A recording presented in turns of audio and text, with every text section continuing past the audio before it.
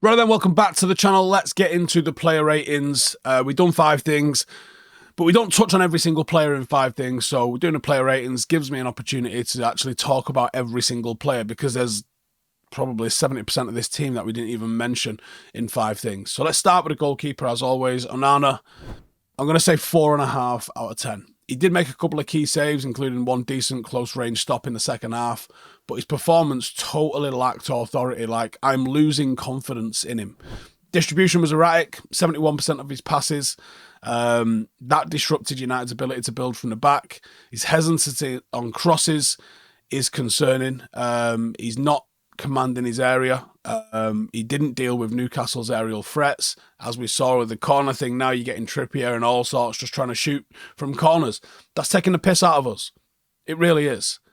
And I don't think either of the goals are entirely his fault, but the lack of communication in the back line at least is partially on him. United's defence doesn't look organised. It looks vulnerable. He needs to offer a little bit more assurance in the big moments. He started this season off fantastically, but in the last few weeks, he's just completely fell off a cliff, and now there isn't the confidence in him. He's got to fix that big time. Got to fix that. Mazraoui, 5. There was, again, effort with him, but his impact was limited. Defensively, he struggled against Gordon. Gordon's pace puts a lot of people. He's just got that sort of like crackhead energy about him, hasn't he, Gordon? The pace of him is ridiculous, and I think he struggled with the pace of him a little bit.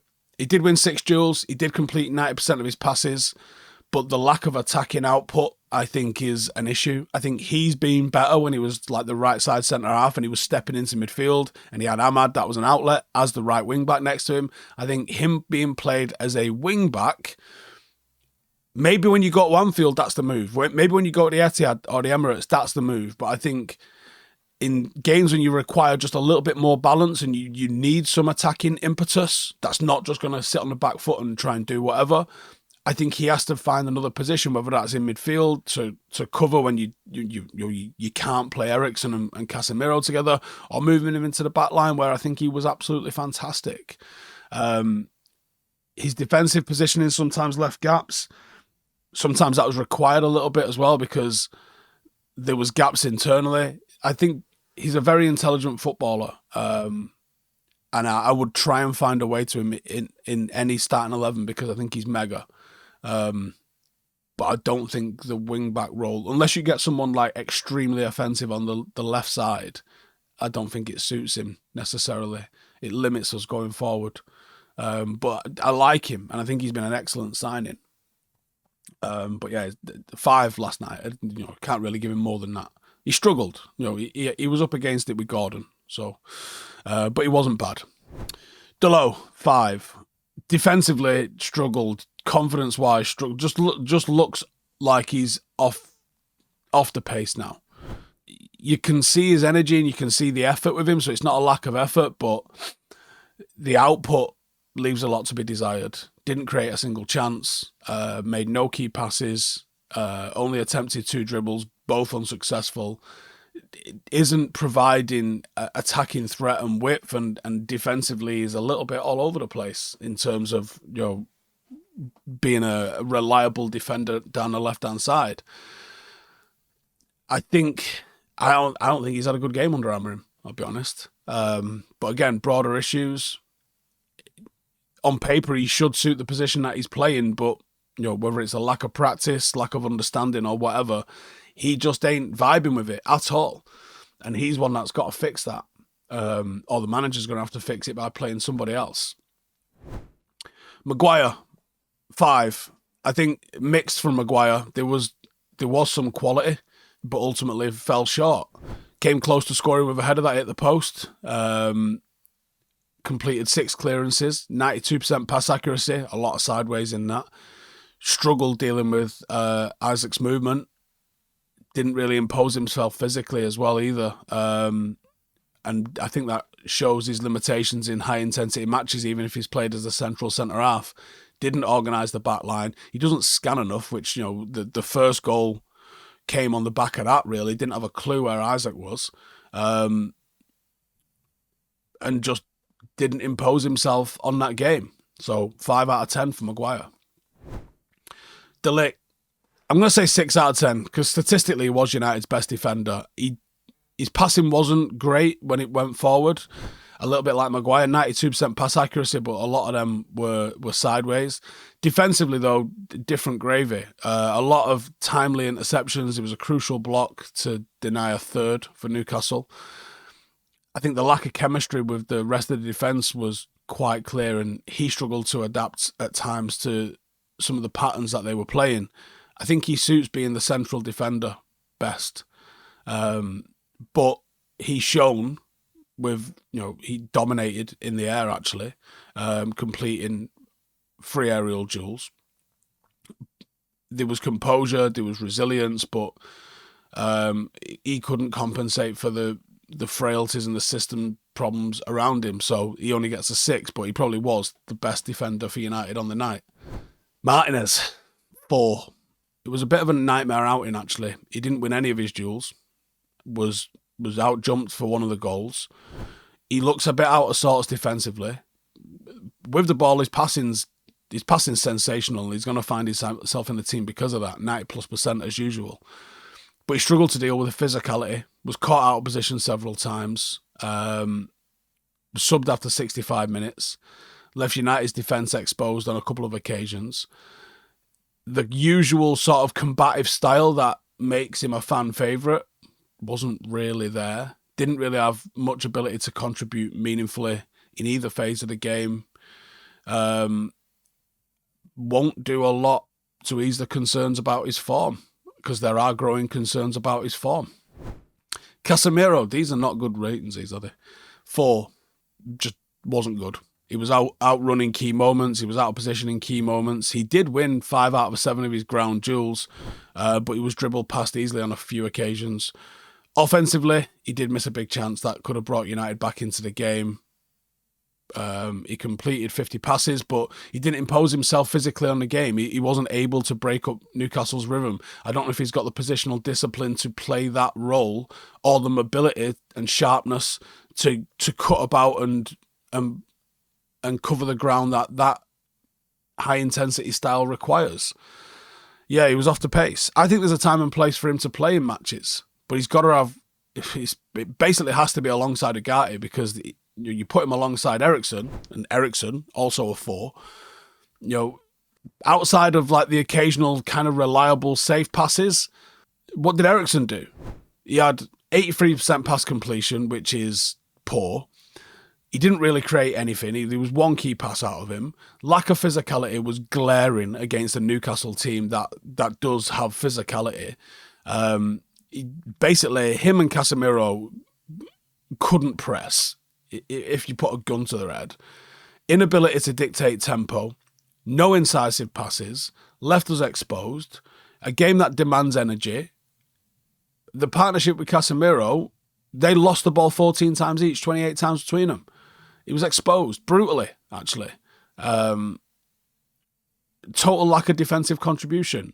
Better idea moving him into the 10, but even then, you move him into the 10, right, now your job's not to dictate, it's to create. He did neither in either position. 4. Xerxes, 3, which is coincidentally the number of passes he managed to complete. He was met with jeers from the crowd, and I don't agree with that. I have a bit more class than that, but probably the frustration at the team being absolutely outclassed at home again. He's clearly struggling to adapt to the Premier League. It seemed like he lost the ball 7 times and only completed 3 passes. There's being off the pace, isn't there? And then there's yikes, and that was yikes.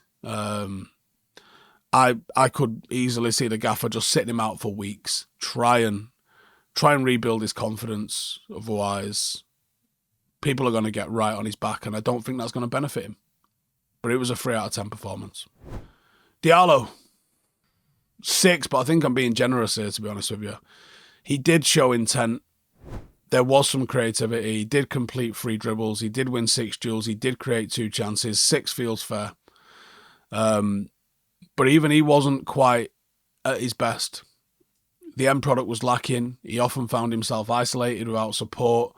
There is willingness to take on defenders and progress the ball. That's encouraging, but his inability to link up with Højlund, is that on him? Is it on Højlund? Is it a combination of the two? Is it a combination of that? Xerxes, Eriksen, like, where do you put the blame for this? I think 6 feels about right for Ahmad. Højlund, 4. Runs around, delivers nothing. Bullied physically, gets nowhere near the defenders, doesn't put them under any kind of level of pressure. Had limited involvement, limited link-up, isn't getting shots off. And at one point you go, listen, service isn't good. Totally agree. Not sitting here saying, look how many chances he's missing. But at some point you have to take responsibility for getting the chances yourself.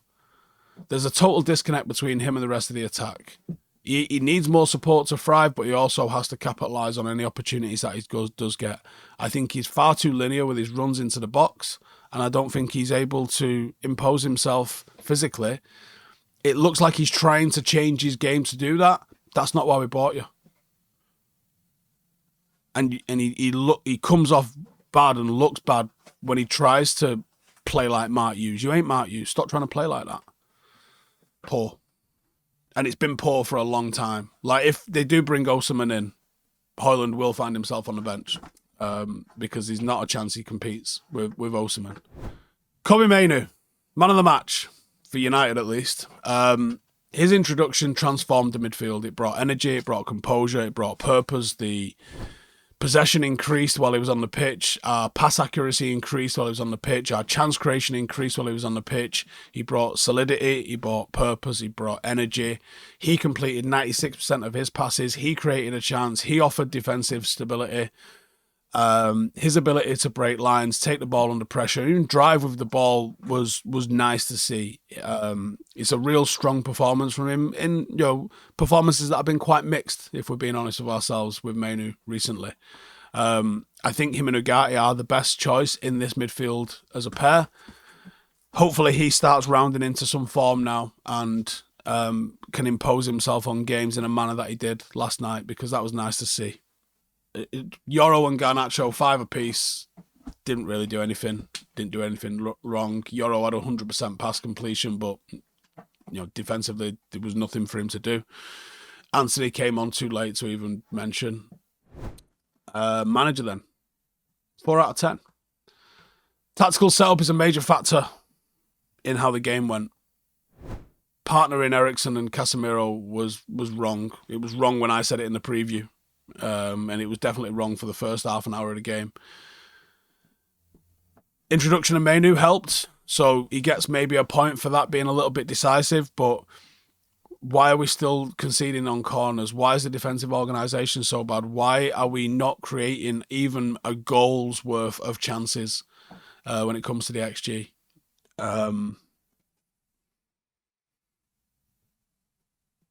Yeah, it seems like everyone looks dysfunctional at the moment. Now, maybe this is it's going to get worse before it gets better part. It don't feel like it can get much worse. Without United sitting in a relegation fight, could it get much worse? Let me know your thoughts on those ratings and how you think everybody did, and I will see you in the next one. Laters. Hey, thank you for watching the video. If you are new around these parts, then don't forget to subscribe. My channel is proudly supported by my community on Patreon. If you'd like to get a little bit of extra content, a Discord group, meetups, 5-a-side games, weekly podcasts, behind the scenes, and even an occasional bit of transfer news as and when I get it, then for the price of a pint, you can show your appreciation for the content that we make and get some goodies for doing so as well. Check the link in the description or click the button right here. You'll also find all of my socials here too if you want to follow me on any of those platforms. Nice one.